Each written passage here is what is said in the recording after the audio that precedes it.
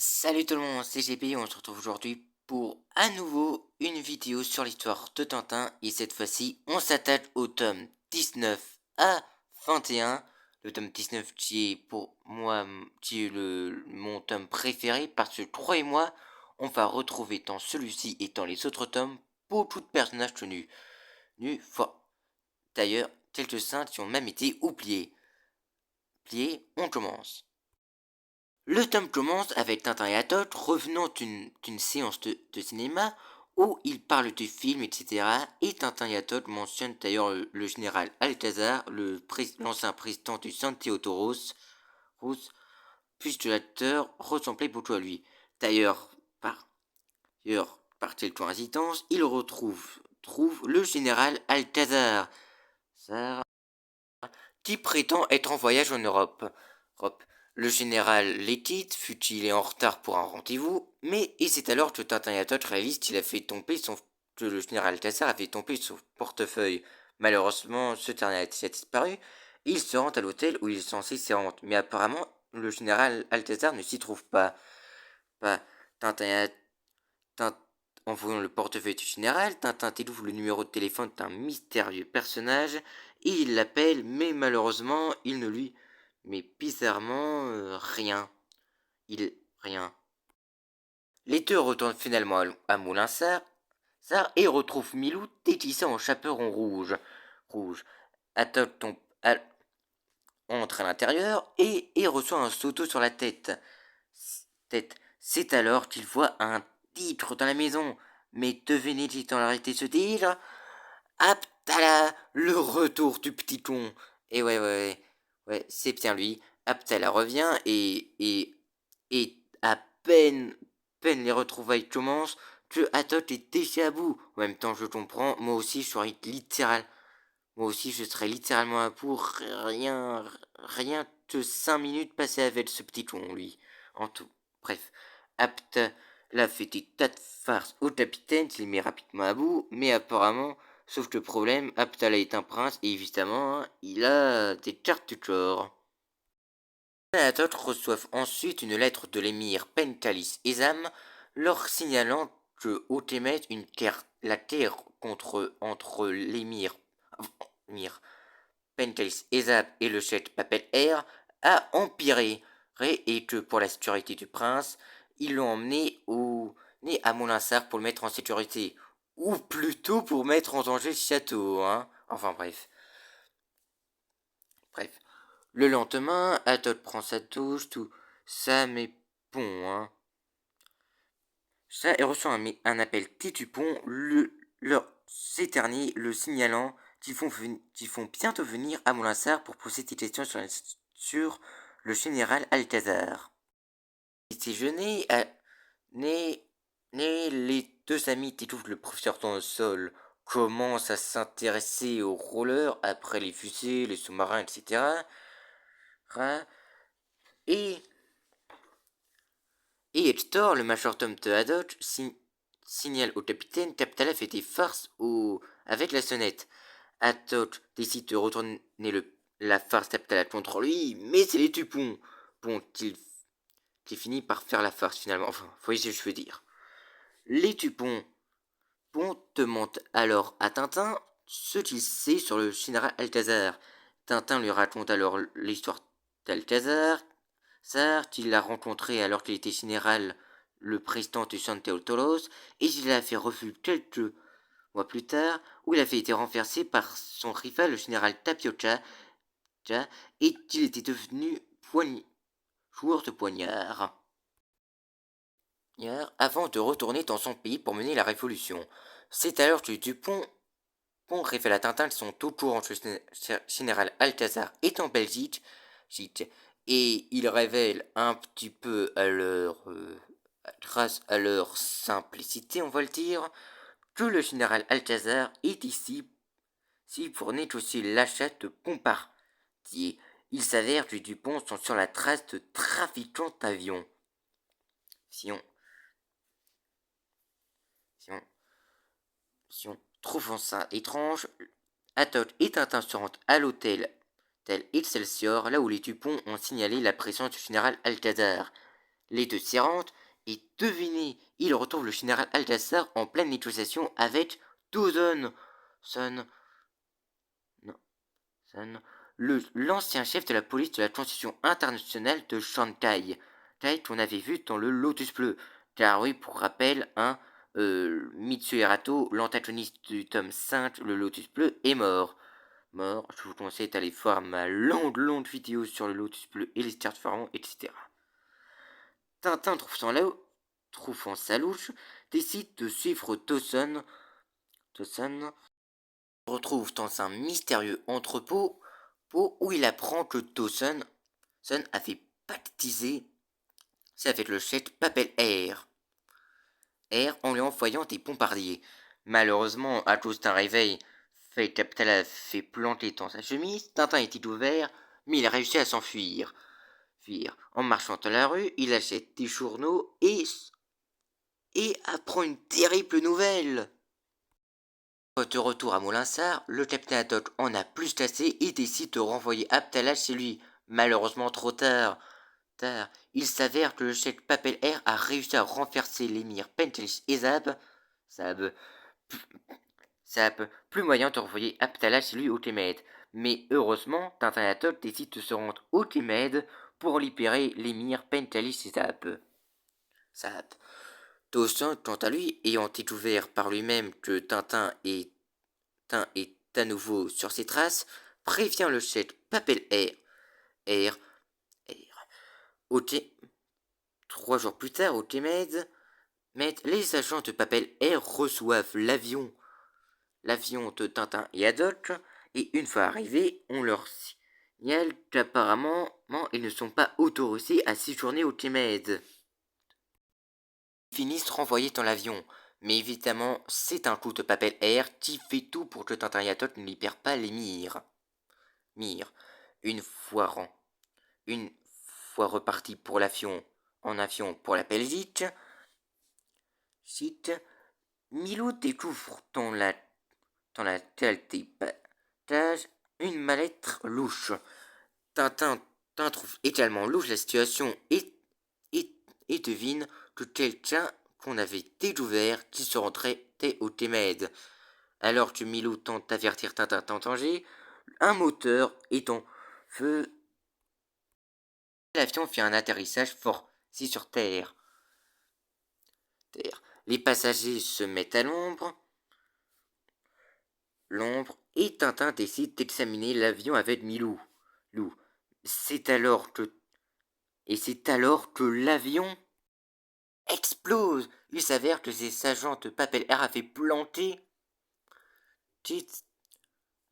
une bombe à l'intérieur. Heureusement, Tintin et Milou s'en sortent. Désormais, mais plus question de faire partie du groupe des survivants, il faut se rendre à Fatesha, la capitale, au plus vite. Après une longue nuit de marche à estiver les hommes de Papel Air à leur trousse, Tintin et Todd réussissent à atteindre Fatesha où ils sont recueillis par le seigneur Olivier Rata Fichera, l'ami de Tintin qui vit à Fatesha.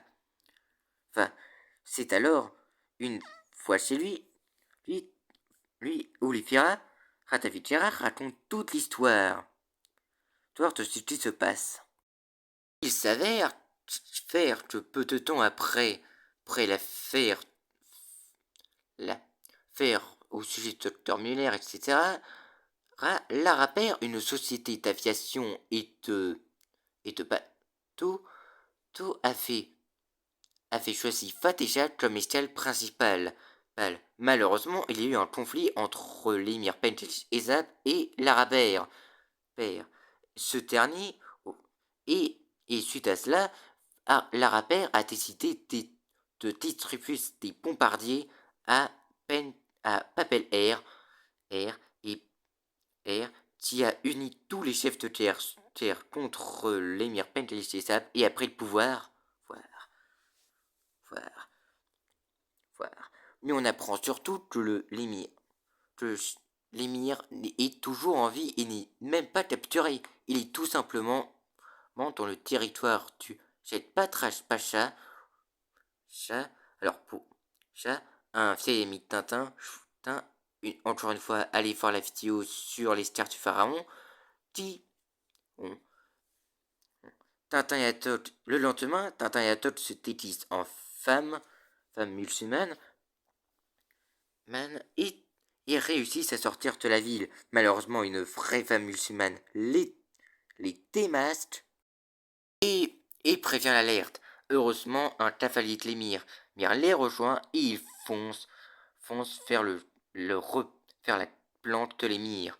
Pendant ce temps, au quartier général de Fatesha, devinez qui on retrouve au commandement des armées, le docteur Muller. Il s'avère qu'après sa défaite au Pays de l'Or Noir, il a décidé de s'allier avec Papel Air en devenant le chef de la révolution sous le nom de Moul Pacha pour se venger de l'émir. Enfin bref, Muller, Moul Pacha ou plutôt Muller, ordonne à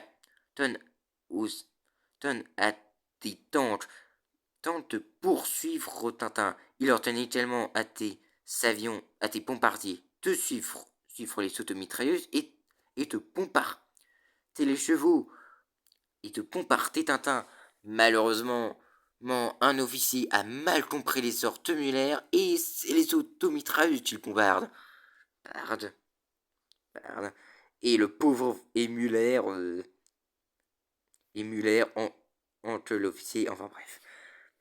Tintin et Atot se retrouvent ensuite dans un canyon où l'émir est mis en sécurité. Dans un ancien temple, temple perse ou mycénien, enfin bref. Et ils sont reçus, etc. Et l'émir reçoit ses vieux amis, où il apprend que son fils est en sécurité en Europe. L'émir raconte un peu plus sur la situation à Tintin et Haddock et on apprend que la vraie menace n'est ni Papel Air ni le docteur Muller, c'est Titor Sola, là, le propriétaire de l'Arabère. Il s'avère que lorsque la cause d'un caprice Taptala, je vous ai dit que c'était un piéton,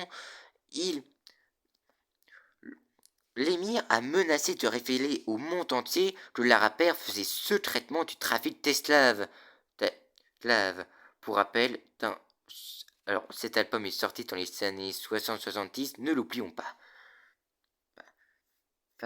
Et pour se venger, Titor Fonsola le marquis Titor Fonsola, le propriétaire de l'Arabère, a décidé de t'aider Papel Air et Muller à le détrôner. Sauf que mais le pire, s'il s'avère que non seulement Titor Fonsola fait du trafic d'esclaves, mais qu'en plus il finance des terroristes, des seigneurs de guerre, des dictateurs, etc. pour étracer des révolutions ou des démocraties, etc. Et qu'il faut mettre un terme à ces agissements.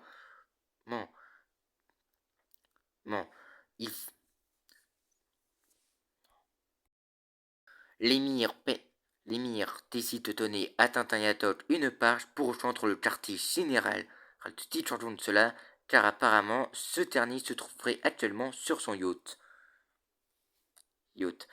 Mais évidemment, un espion de Papel Air espionne la conversation par tout rapporté à son maître.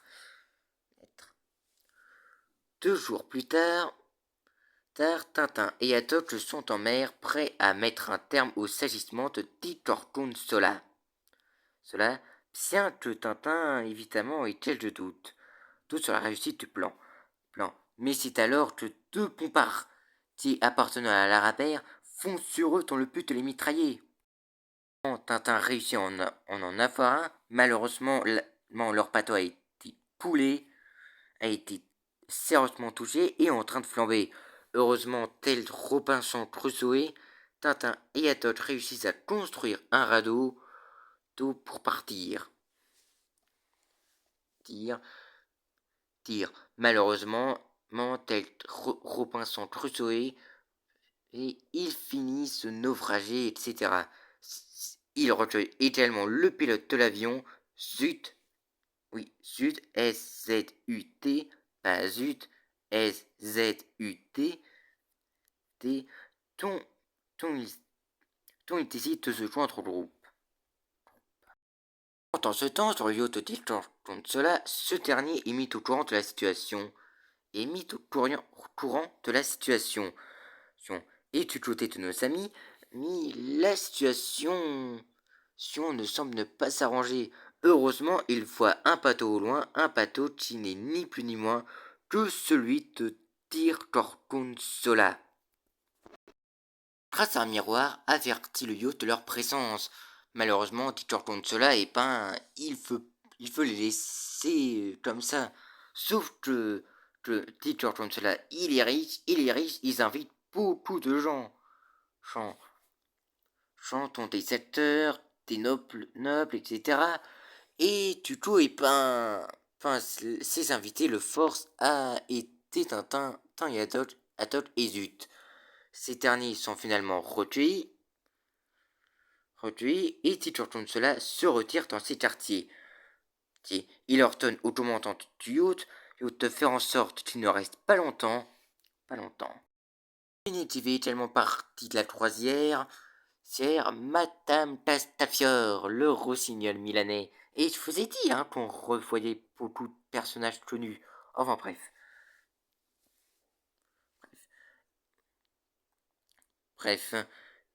Le, le lendemain matin, sur Titor compte cela, le commandant informe Tintin qu'ils sont croisés un paquebot, le Ramona, qui accepte de ramener Tintin et Azoch en paix. Tintin et Azoch à la Mecque. Mais une fois arrivés au bateau, Sud, Tintin et Azoch sont séquestrés et devinez qui est le capitaine du bateau, Alan, le chef des trafiquants, quand Topium du Trap au Store et un ancien membre des trafiquants internationaux, nos deux drogues de Rastapopoulos. Et oui, et vous étiez dû envoyer beaucoup de personnages connus. Narc le capitaine, etc. Mais bon, il décide plutôt de les ramener à Fatisha, vu que leur tête est mise à prix, etc. Donc, ils se feront tuer là-bas. La nuit venue, a du mal à s'endormir, mais bon, il finit par s'endormir à moitié et il entend des bruits bizarres. Son instinct marin se réveille et il réveille Tintin et Milou qui se ruent à l'extérieur de leur cabine. Et il découvre que Alan et ses hommes ont mis le bateau en feu. Heureusement, ils réussissent tous les deux à éteindre l'incendie à temps. Et heureusement, parce que c'était de la dynamite qui a fait dans les caisses. Une fois l'incendie éteint, Tintin et Haddock doivent remettre les machines en marche et laissent Alan et ses hommes sur leur radeau. Une fois en route pour la Mech, Haddock lance un appel radio, mais trouve dans la cabine de radio Sud inconscient. Il s'avère que Alan et ses hommes l'avaient assommé et laissé là. Mais l'heure n'est là. Et le pire, s'ils sont saboté l'équipement de radio. Donc, appeler à l'aide va être plus difficile que prévu. Adolphe va alors chercher des pièces à la cave et découvre des pèlerins africains musulmans retenus prisonniers. Il s'avère que ces derniers, que Alan et Sam les avaient promis de les emmener à la Mecque. Mais qu'ils sont plutôt séquestrés à l'intérieur.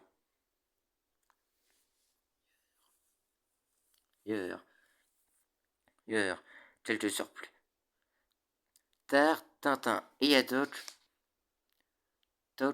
découvrent la visite d'un mystérieux arabe, d'un mystérieux homme qui demande de voir les Africains musulmans. L'homme les examine, etc. rats, comme si c'était des esclaves. Il s'avère faire que c'était un client de l'Arabère, car pour rappel, l'Arabère fait du trafic d'esclaves. Donc les pèlerins n'étaient nul autre que des esclaves à vendre. Le client de l'Arabère repart produit sans esclaves, et montre à Dodge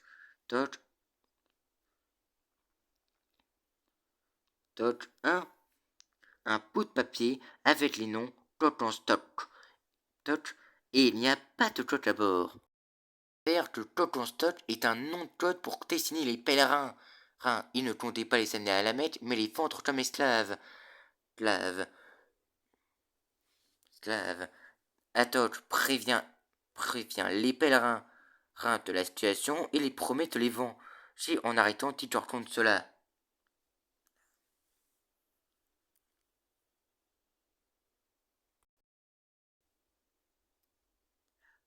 Pendant ce temps, un sous-marin de l'Arapère a reçu des ordres de Teacher contre cela là, pour qu'il s'abatte le bateau.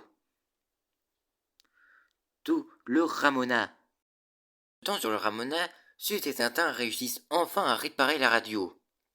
Joe est tente de lancer un message SOS. Pendant ce temps, et Tintin regarde un peu les environs et découvre un périscope appartenant au sous-marin de Titor Sola. Atok ordonne alors à tout l'équipage de se préparer à ses postes de combat. Il s'esquive alors, il hésite alors d'esquiver tous les coups, tous les missiles envoyés par le sous-marin. Rien de Titor cela, pendant que Zut et Tintin envoient un SOS. Un SOS. Ils réussissent à esquiver plusieurs de leurs attaques pendant qu'un navire militaire américain de Los Angeles reçoit l'appel à l'aide. L'aide est toujours à leur secours. Malheureusement, suite à un incident,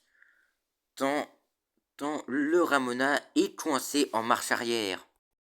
C'est alors qu'un bruit assourdissant se fait entendre. Atok pense alors qu'ils sont finalement touchés, mais heureusement il s'agit en réalité d'avions de Los Angeles, bombardant le sous-marin, le forçant à abandonner.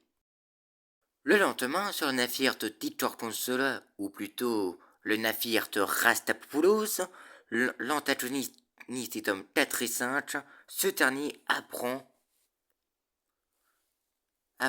que le Los Angeles est devant son yacht et ils y sont découvert son identité. C'est alors qu'il décide de discuter avec eux que apporte un canot.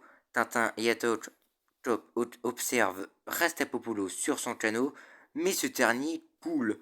Mais évidemment, il était équipé d'un mini sous-marin et l'antagoniste réussit à s'enfuir une nouvelle fois. Voilà. Après cet événement,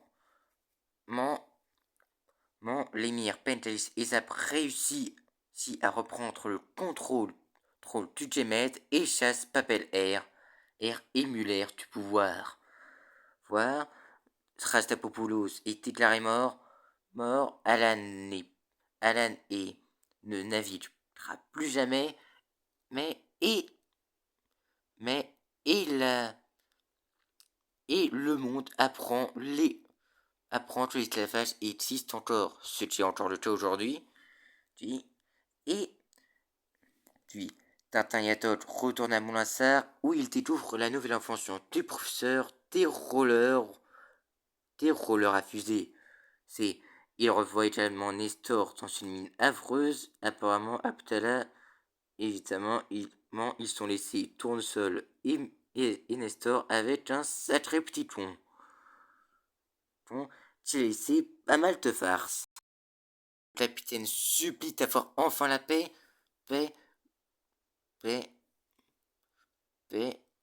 lampion arrive, t'épargne, ce dernier voulant organiser une course de voiture à Moulinsart, et c'est ainsi que se termine le tome 19 de Tintin.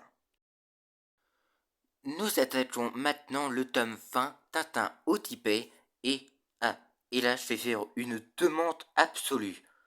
Là je vais être méga strict. Si jamais j'entends dans les commentaires la mention d'une théorie, de cette théorie stupide que Tintin était, je jure, le commentaire il détache, parce que déjà, de 1, alors, parce que croyez-moi, je ne crois pas à cette histoire que Tintin était, etc. Mais bon, ça, j'en parlerai probablement dans un short. Le tome commence avec Tintin et Milou, Lou et Haddock, Todd et Tournesol profitant de vacances à la montagne, pour prendre du repos après leur dure aventure, dure ces derniers temps. En même temps, il était temps qu'ils prennent des vacances. Ils apprennent également au journal une catastrophe aérienne au Népal, qu'un avion s'est écrasé, c'est en Himalaya. Et après le dîner, Tintin et Haddock jouent aux séchettes et Tintin s'endort et fait un rêve de Chang. Chang, vous savez, le jeune chinois qui a été Tintin lors de sa aventure dans le tome Le Lotus bleu, et ben il a fait un rêve horrible où il a vu Chang demander de l'aide à Tintin. Haddock conseille alors à Tintin de prendre du repos et Tintin et Milou partent pour faire une longue sieste. Quelques heures plus. Le lendemain matin, les deux prennent leur petit déjeuner et devinez ce que Tintin reçoit, soit une lettre de Chang. Ce dernier informant Tintin qu'il va leur rendre visite vu que ce dernier se rend à il vient leur rendre visite vu qu'il se rend à Londres, mais il passe ses renforts à son oncle adoptif, à Katmandou. Et oui, c'est vu que l'avion qui s'était écrasé au Népal se rendait à Katmandou. Tout. Et malheureusement, pour Tintin, parmi les victimes de l'accident figurait Chang. Chang est mort. Sauf que Tintin pense qu'il est vivant, parce que oui, pour lui, le rêve qu'il a eu cette nuit était un rêve prophétique. Il décide de se rendre au Népal, plus particulièrement à Katmandou, pour en avoir le cœur net. Tintin, au début, Haddock décide de ne pas l'accompagner, mais on le connaît depuis le temps. Finit par accompagner Tintin. Arrivé à Katmandou, tous les deux amis rencontrent l'oncle adoptif de Chang, Chen Li Tin, qui s'accueille chez lui. Tintin et Haddock disent être des amis de Chang, mais l'homme pense qu'il parle de son fils, Chang Lin Yi, alors qu'il parlait de son neveu adoptif, Chang Chen. Sauf que malheureusement, ce dernier pense que son neveu est vraiment mort. Sauf que Tintin dit que ce n'est pas le cas, qu'il est vivant. L'homme, il te monte à l'oncle de Chang de leur convient un titre pour se rendre en Himalaya. Malheureusement, le titre Arte refuse au début, parce que pour lui, c'est du suicide de se rendre là-bas. Sauf là-bas, pas juste pour un mort. Mais Tintin est persuadé que Chang est vivant et il est littéralement prêt à y aller tout seul. Finalement, Haddock décide de plutôt aller avec lui. Finalement, et oui, Haddock, il est très attaché à Tintin. Attaché comme un fils, ok. Je vous vois les shippers. Bref.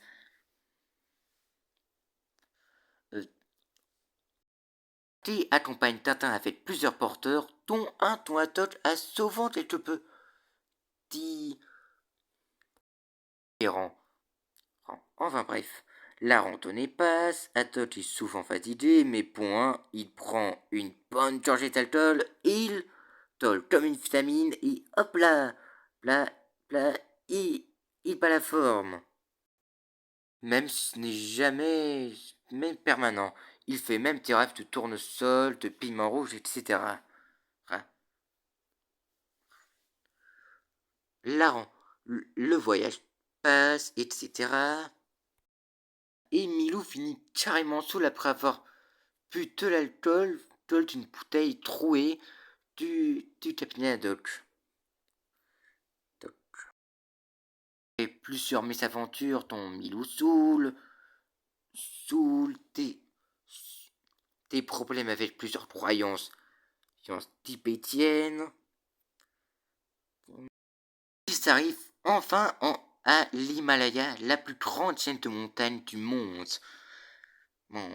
Mais c'est alors que pendant le repas, ils s'entendent parler de Yeti, l'abominable homme des neiges. Mais bon, hein, Haddock, il ne croit pas trop à ce correctifie au Tibet. Sauf que sauf de Tartet et les autres Tibétains, ils s'y croient dur comme fer à cette histoire. Mais pas Haddock. Haddock, pour lui, c'est soit un ours, soit du vent. Mais à l'eau, plusieurs événements étranges se passent déjà, des bouteilles d'alcool du Haddock disparaissent, et les types qui commencent à exalter les montagnes découvrent des traces gigantesques. Les traces du Yeti, de l'abominable homme des neiges. C'est également lui qui a volé les bouteilles d'alcool du capitaine Haddock. Ce dernier insulte le Yeti et provoque une avalanche, ce qui fait fuir tous les porteurs. Tintin, Haddock et Tarté se retrouvent à devoir porter les autres charges. Le lendemain, après avoir escaladé la montagne, il retrouve l'épave de l'avion. Et des découvre des choses navrantes, qui touchent même le cœur du capitaine Haddock. Toc. Et Toc. Et ouais, si vous trouviez que certains tomes de Tintin n'étaient pas assez sombres, tout ça, et ben, croyez-moi, ce tome-là, c'est littéralement un film dramatique. Hein. Enfin bref. Tintin décide d'explorer les environs et découvre une grotte. Le nom de Chant gravé dans une pierre, la preuve ultime qu'il est vivant. Enfin, du moins, malheureusement, une tempête de neige éclate dehors, pendant que Tarté et Haddock attendent à l'épave. Tintin se rend dans la neige et pour rejoindre les autres. Il trouve juste une mystérieuse silhouette qui pense être le capitaine, mais en poursuivant cette silhouette, il tombe dans une crevasse. Une fois la tempête calmée, mais Tintin et Tarté retrouvent Milou désespéré et découvrent que Tintin est tombé dans une crevasse. Tarté descend, mais devinez, les petits rejoint Haddock, Tintin qui a réussi à sortir de la crevasse par une autre sortie. Une fois le groupe réuni, il raconte aux trois ce qu'il a découvert dans la grotte. Mais malheureusement pour eux, ce n'est pas une preuve à 100% vrai, car Tarté explique qu'il se pourrait que le Yeti s'est est venu ici et qu'il est enlevé, voire même tué Chang. La preuve, c'est qu'il y a de vieux autres animaux morts ici. Si, c'est une preuve ultime, Chang est sûrement mort. Le lendemain, alors que Tintin est prêt à accepter la mort de Chang, Tintin découvre en haut d'une falaise l'écharpe de Chang. Chang, il... Chang. Mais pour Tarkay, c'est impossible que Chang ait pu grimper là-haut, vu qu'il n'a pas d'équipement approprié. Mais... Et... Mais Tintin et Haddock décident de monter là-haut. D'ailleurs, Haddock croit apercevoir le Yeti, mais Tintin et Tarkay ne voient rien. Tarkay décide alors de laisser Tintin et Haddock Todd ici, fut que de toute façon il aurait accompli en quelque sorte sa mission, amener Tintin et Todd à l'avion écrasé, et c'est ce qu'il a fait. Une fois les 7 faits, Tintin et Todd se préparent et escaladent la falaise pour retrouver l'écharpe de Chonk. Et Chonk, il la retrouve et c'est la preuve. Et la preuve est là, l'écharpe est bel et bien à Chonk. Ce qui prend une fois de plus qu'il est vivant. Malheureusement, en escaladant de plus haut la montagne, Todd finit suspendu en haut. On n'arrive pas à le relever. Todd est prêt à couper la corde et à se sacrifier, mais Tintin a déjà sûrement perdu un ami et ne veut pas en perdre un autre. Mais alors que tout espoir est perdu, devinez qui arrive au dernier moment, Tarquet, qui a finalement hésité de revenir, était Tintin et Todd, vu qu'il se sentait un peu lâche, etc. Le trio, ou plutôt le quatuor, si on compte Milou, Lou repartent à la recherche de Chonk. Mais c'est en camp. Mais alors qu'ils préparaient leur camp, Tintin laisse envoler la tente qui s'écrase sur le Yeti en personne, dont ce dernier réussit à s'enfuir. Et finalement, ils sont obligés de partager la petite tente qui ne tient pas beaucoup. Finalement, ils sont littéralement obligés de faire nuit blanche et de continuer. Nuit sans dormir. Todd finit exténué. Mais heureusement, il y a un monastère pas loin. Malheureusement, une avalanche se forme. Un est blessé. Il demande alors à Milou d'apporter un message au monastère pour qu'on vienne les aider. Malheureusement, Milou tombe sur un os et laisse tomber le message pour le manger. Malheureusement, le message s'envole. On réalise l'appétit qu'il est en train de faire. Tant pis pour le message. Il décide de se rendre au monastère pour demander de l'aide. Malheureusement, les moines le prennent pour un chien enragé et tentent de le frapper. Mais heureusement, les moines les arrêtent car un peu plus tôt, un de leurs devins a eu la vision de personnes en danger près de la montagne. Il arrive. Les moines suivent Milou et recueillent Tintin, Tarquet et Haddock. Tintin explique la situation au grand prêtre témoin qu'ils sont venus ici dans le but de secourir Chonk, leur vieil ami, etc. Malheureusement, les autres moines tentent évidemment de convaincre Tintin que Chonk ne reviendra pas. D'ailleurs, Haddock tente également de le faire. Pas parce que c'est un mauvais ami, mais parce que pour lui, c'est quasiment impossible que Chonk ait survécu. Tu as un crash d'avion et tout ça. Tintin et Haddock s'apprêtent à repartir avec Tarquet, où Penny, le devant témoigne, a une autre vision, celle de Chonk, prisonnier du Mitou, le nom tibétain du Yeti. Le grand prêtre témoigne révèle alors l'emplacement du repère du Yeti. Tintin décide cette fois-ci d'y aller seul. Il se rend à Taraplanche, le village qui se trouve à côté du repère du Yeti. Malheureuse. Et devine-t-il rejoint Todd qui avait au début décidé de laisser Tintin. Et il vous ai dit que pour moi, le capitaine Haddock considère Tintin comme son fils. Bref.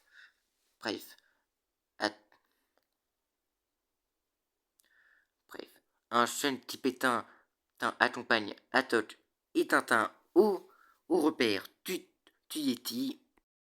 Et il se retrouve et il l'aperçoit, soit quittant son repère pendant un temps.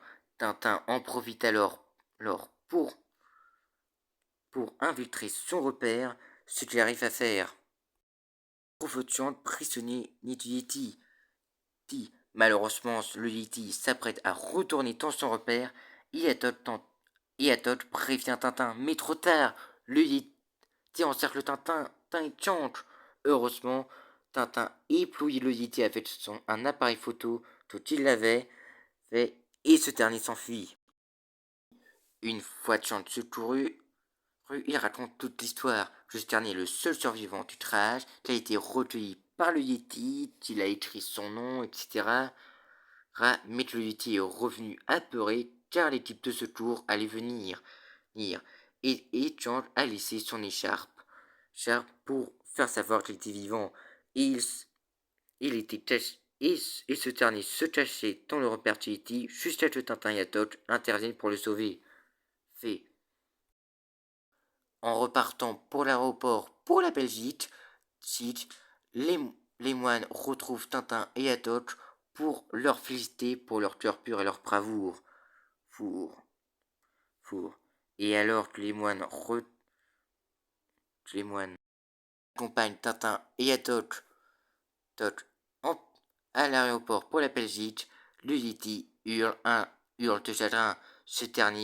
Car ce dernier vivait seul et malheureusement, et Chant était son seul ami, jusqu'à ce que quelqu'un le capture. Mais Chant espère que ça n'arrivera pas, parce que selon lui, si on capture le Yeti, on le traitera comme un animal sauvage. Et que pour lui, si le Yeti a été si gentil avec lui, c'est parce qu'il est peut-être humain. Et c'est comme ça que se termine le tome 20. Pfiou, dis donc, quelle émotion ce tome 20, hein. En même temps, c'était un tome particulièrement sombre, hein. Mais bon, on va un peu détendre l'atmosphère avec le tome 21, Tintin et les bijoux de la Castafiore. Tu vas vous faire mourir de rire, je vous le jure. Fin commence avec Tintin et Atok se promenant dans les bois avec Milou, et ils tombent sur un campement de Tzigane. Dans une des charges. En continuant de se promener, Tintin et Atok viennent en aide à une petite fille Tzigane s'étant perdue. Il la raccompagne chez elle et ils sont accueillis chez les Tziganes. Bien que l'un d'entre eux semble énormément se méfier des étrangers. C'est alors qu'une vieille dame tigane prétendant être une diseuse de bonne aventure prédit l'avenir d'Adok grâce à ses lignes de main. D'ailleurs, faudrait peut-être que je prenne rendez-vous chez une diseuse de bonne aventure, moi. Enfin bref. La diseuse de bonne aventure prédit à Adok que ce dernier va bientôt recevoir la visite de la Castafiore. Mais également un malheur sur tes bijoux disparus. Mais bon, Atok conseille aux Tziganes de s'installer ailleurs et leur propose de s'installer près du château de Moulinsart.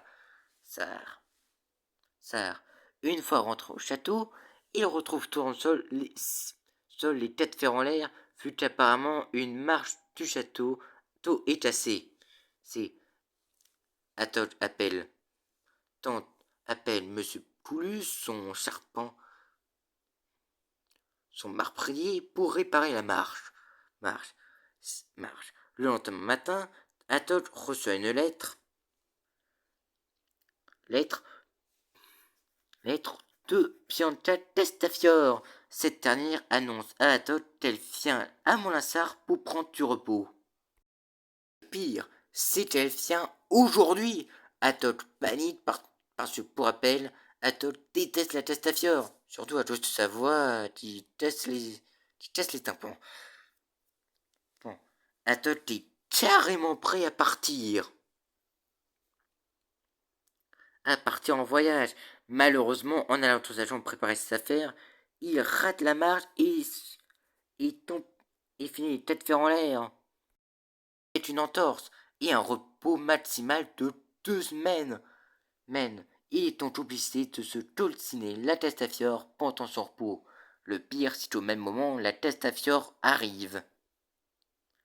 Départ à Moulinsart, avec Irma, son accompagneuse, et Fatmer, son pianiste.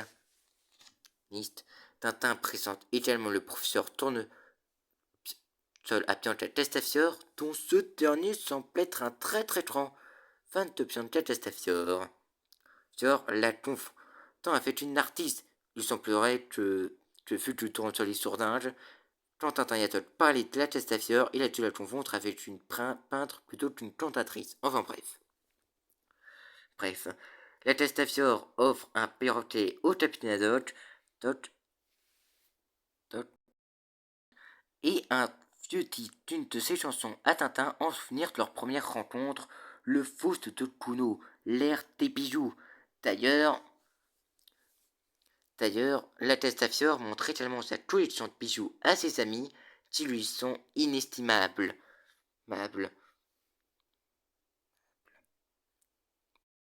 Au même moment, les titanes débarquent pour être installés. Les Atod les installe à la rivière et reçoit en même temps le chef de la gendarmerie au téléphone, lui avertissant d'être prudent avec les titanes. Une fois les titanes installés, les Tintins font une petite promenade et tombent sur deux individus dans le parc qui réussissent à s'enfuir. Pendant ce temps, Irma cache la Testafiore cache ses bijoux dans un tiroir, etc. Et cette nuit-là, alors Tatot fait un rêve sur la Testafiore, cette dernière crie à l'aide car elle croit avoir vu un monstre et même un rôdeur dans sa chambre. Surtout en entendant des pas à l'étage au-dessus. Mais, évidemment, rien n'a été volé, surtout ses bijoux, et Tintin pense qu'elle a tout simplement fait un mauvais rêve, et elle repart se coucher. Le lendemain matin, Tintin mène une petite enquête et découvre des traces de pas.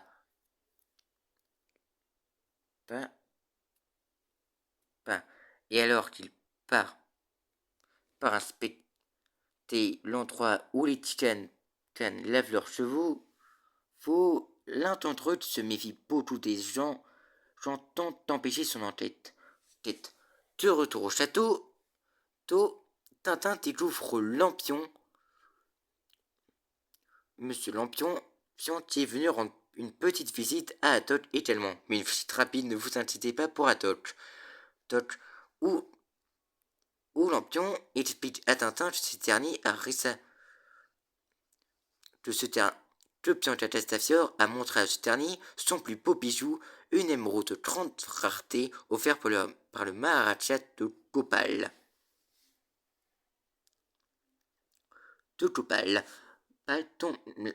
Qui est également le préféré de la Testafiore. Une fois Lampion parti, Atok reçoit une livraison d'un piano. Pour les vocalises Lise et les dames de Pianta Testafiore et de Fatner. Et Tintin remarque également des traces de boue sur les chaussures de Fatner.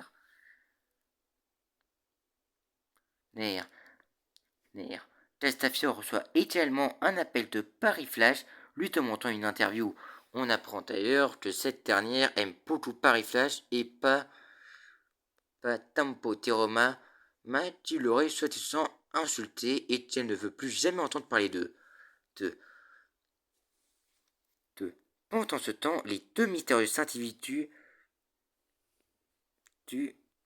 espionnent toujours Moulinsart. Atok, qui à présent en fauteuil roulant, mauvais souvenir pour moi, sort prendre l'air un peu pour se détendre, et trouve Tournesol en train de créer une nouvelle variété de rose qu'il appelle Pianta comme l'invité. Et oui, Tournesol est un grand admirateur de Pianta Testafiore. D'ailleurs, les deux mystérieux scientifiques qui espionnent Moulinsart s'enfuient. Il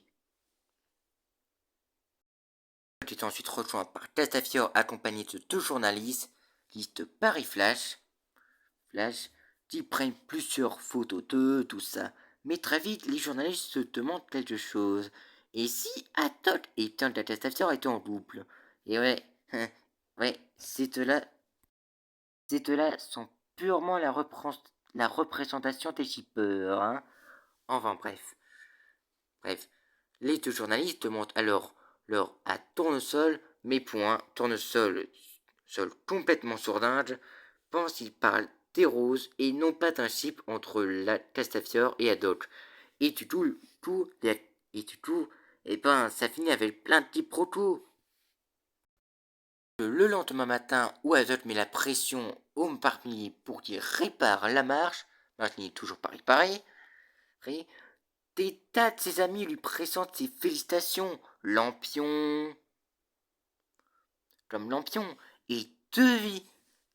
Car oui, les journalistes ont écrit un article où, titre, où, exclu, où Bianca Testafiore, le roussel milanais, faillit pousser un vieux loup de mer. Mer. Mer. Et le pire, c'est que tout le monde y a cru. Le capitaine Gister, Lampion, Dupont et Dupont, le seigneur Olivier Tavité, la boucherie sans saute, monsieur et madame Poulu, le docteur Rotule, le général Tazar, l'émir Pentalis et le roi de Ziltavi, enfin bref, vous voyez, tous les amis de Hatoch ont lu l'article et y croient énormément. Bon. Il y a carrément de la musique qui vient pour fêter les fausses fiançailles d'Hatoch. Toi, et de la Testafiore. Et je vous ai dit que vous alliez vous marrer, hein. Le lendemain matin, Paris Flash organise une émission télé arrive à Moulinsart dans le but d'interviewer la piantette Testafiore.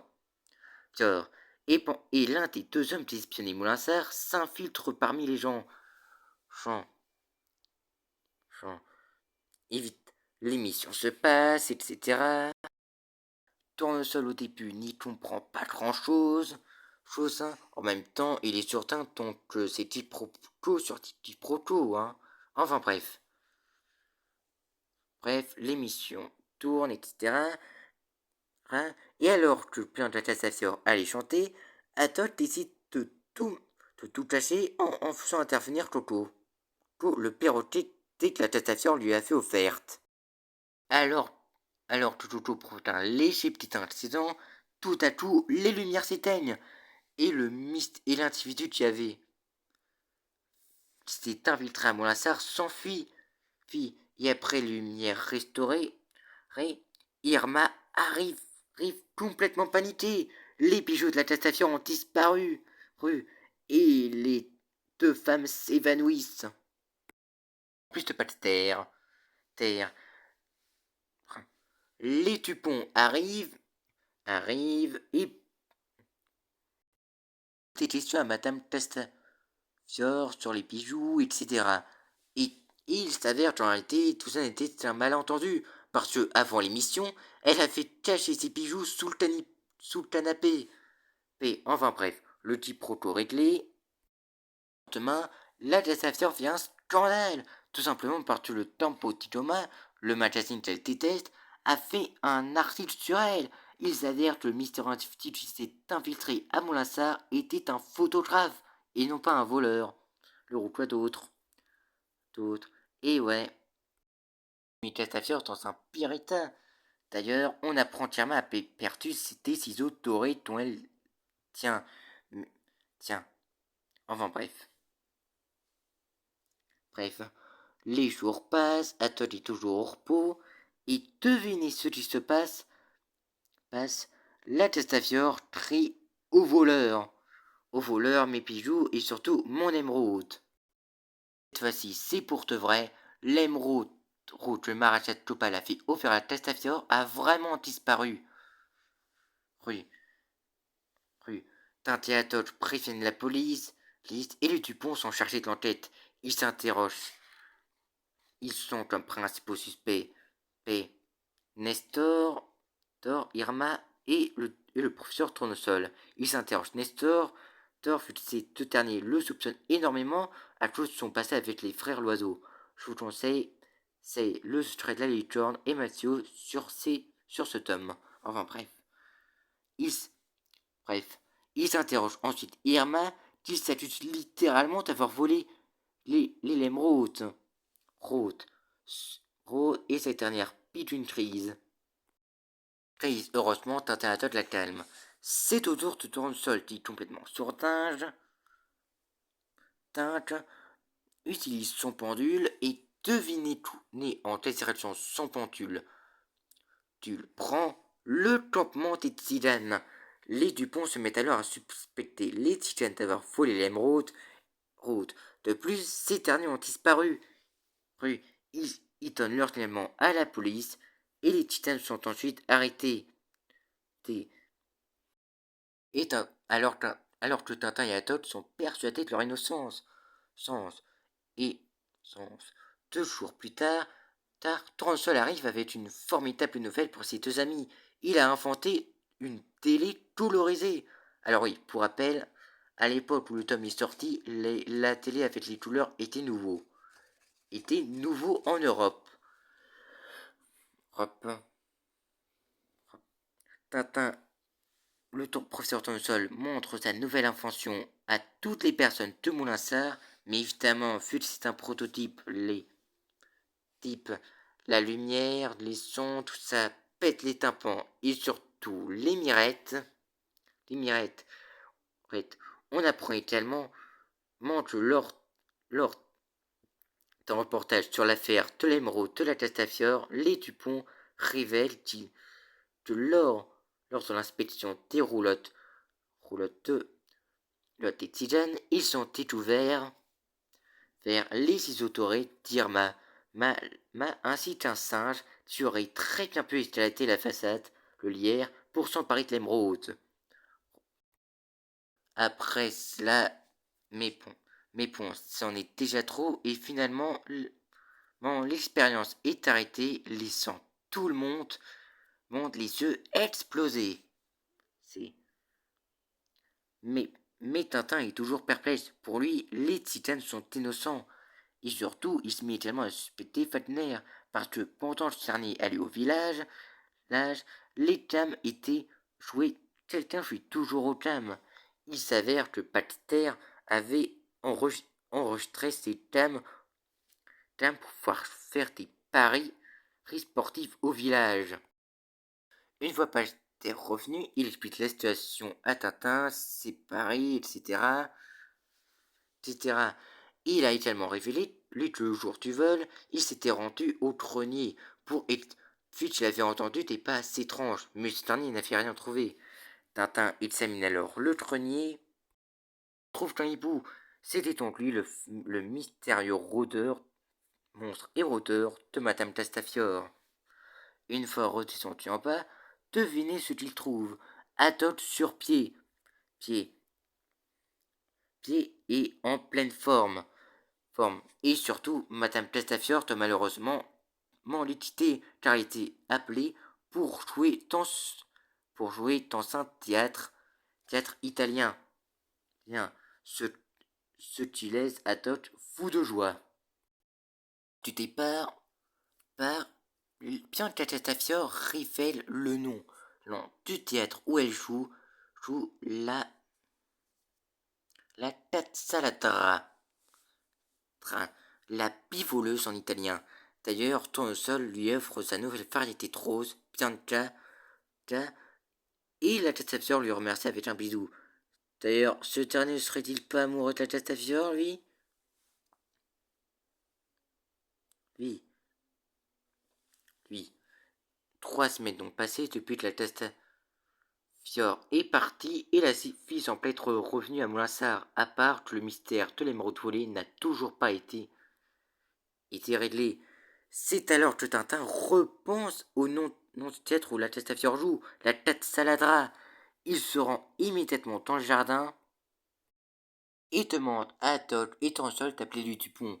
Une fois les Dupont arrivés, Tintin et Athos les emmènent dans les bois où ils trouvent dans un grand arbre un nid de pie. Trouve l'émeraude. Il s'avère que c'était cette pie qui avait volé les ciseaux dorés et l'émeraude. ceux qui laissent les titanes innocents. Le tome se termine ainsi sur les Tupons ramenant l'émeraude à Bianca Castafiore et à Moulinsart, la marche tassée est enfin réparée. Du moins, pas pour longtemps. Et c'est ainsi que se termine le tome 21.